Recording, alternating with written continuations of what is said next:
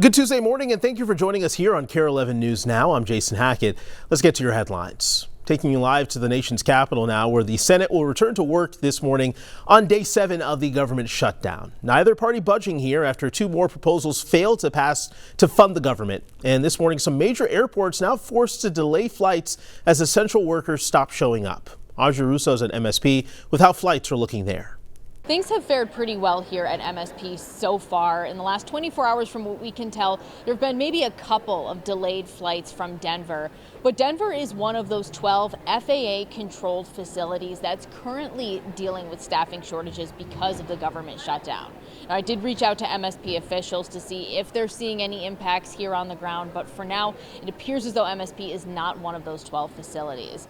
But by far, the most dramatic airport impacts that we've seen throughout this government shutdown came in Burbank, California. A tower at their airport had to shut down last night because so many air traffic controllers called out. There were no personnel available to staff the tower between 4:15 and 10 o'clock. Now remember, air traffic controllers and TSA workers are federal employees who are now going on 1 week of no paycheck. Transportation Secretary Sean Duffy noted at least one airport experienced a 50% drop in staffing over the course of one day. And if those numbers continue, Duffy says scheduling hiccups are more likely than the FAA risking travelers' safety. If we see there's issues in the tower that are affecting controllers' ability to effectively control the airspace, we'll reduce the rate and you'll see more delays, or you might see a cancellation. Now, some of those other airports that are dealing with those staffing shortages include Chicago, Washington, D.C., Newark. So if your travels take you to any of those airports over the next couple of days, be prepared for some delays and possibly some cancellations. Back to you. This morning, we're also learning more about the cuts to federal energy grants for Minnesota during the shutdown. Last week, the Department of Energy announced nearly $8 billion in cuts nationwide. About a dozen energy projects worth more than $600 million are here in Minnesota, the largest being a grant to update electrical transmission lines in 7 Midwestern states, as well as programs like the American Lung Association's initiative to encourage car sharing. The Department of Energy has said the cuts aren't related to the shutdown, but Democrats here in Minnesota widely view them as retaliation and have vowed to fight them. The battery project in Becker, why would I be talking to them? I need to be talking to Amy and Tina and Chuck Schumer and telling them knock it off. It is the Republican administration that canceled these grants. So I don't know how you could blame Democrats who do not have are not doing any of this. Well, this morning, the Minnesota Department of Health says it has roughly 1 week before federal funding for some critical food assistance programs runs out. And food shelves say they're now worried they'll be overwhelmed if the government shutdown doesn't end soon. Last year, the Women's, Infants, and Children Nutrition Program, known as WIC, served more than 6 million people across the country. Executive Director of the ACBC Food Shelf in Anoka says they're serving 25% more families this year compared to last year. If funding for WIC and SNAP dry up, she's uncertain what the future looks like as they're already at capacity. People are fearful because a lot of the people that come to our food shelf either get very limited funding from these programs or none at all. So it's already busy. Last year, WIC in Minnesota helped more than 100,000 low-income women, infants, and children up to age 5. It provides free formula and nutritional meals for those who qualify. New video this morning of protests growing in Portland as the White House threatens to send the National Guard to Oregon and Illinois. While those protests were happening, hundreds of Texas National Guard members were flying to Chicago overnight. This morning, they are in Indiana and ready to head to Chicago. Right now, President Trump is in the middle of a few legal battles related to National Guard deployments. First in Illinois, officials there are suing the administration, saying the Guardsmen deploying to Chicago is illegal and unconstitutional. And then there's Portland. The White House has asked an appeals court to pause a judge's order to block a Guard deployment. Surrounding all of this, President Trump said if necessary, he would invoke the Insurrection Act. That's a centuries-old law that would allow the president to deploy military forces in states that are defying federal law or unable to put down an insurrection. But we have an Insurrection Act for a reason.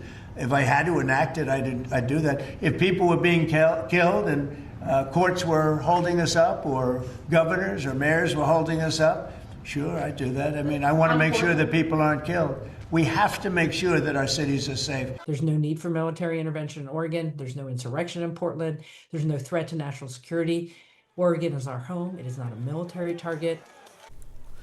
So back to that lawsuit brought by the state of Illinois. A judge has not blocked deployments for now, but gave the administration until end of day tomorrow to respond.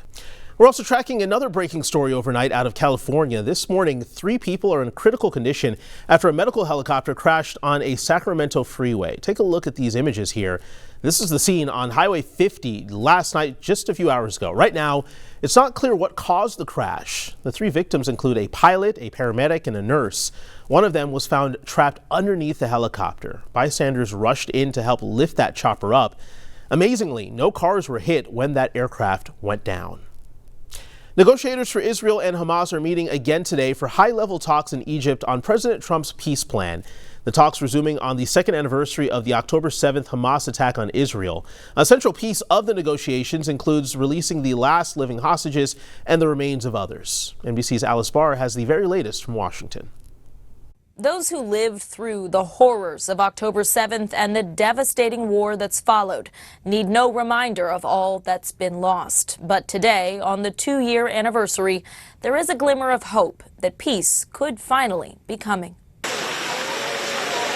This morning, as Israelis mark 2 years since the Hamas terror attacks that killed 1,200 people while taking 250 hostage. It's like an open wound. The hostages, I really can't believe it's been almost 2 years. It's been 2 years. And Palestinians pray for an end to the war that followed, killing more than 66,000 in Gaza, according to health officials there. Finally, signs that peace could be near. We have a really good chance of making a deal, and it'll be a lasting deal. Israel and Hamas working through the details of President Trump's 20-point peace plan, with Arab mediators in Egypt shuttling between the two sides. We have just about every nation working on this deal. Under the agreement, Israel would stop the war and gradually withdraw from most of Gaza, provided Hamas frees all 48 of its remaining hostages, 20 of them believed to still be alive, disarms and leaves power. That last provision, long a central sticking point, still an open question, leaving hostage families suspended between hope and dread. We cannot let another deal collapse.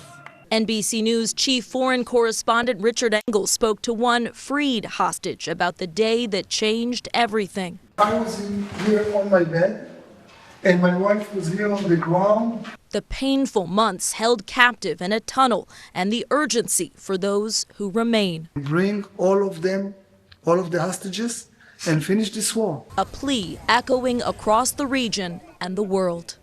U.S. Special Envoy Steve Witkoff and President Trump's son-in-law Jared Kushner are in Egypt and expected to join the negotiations after mediators talk through the outcome of their first-round meetings with Israel and Hamas.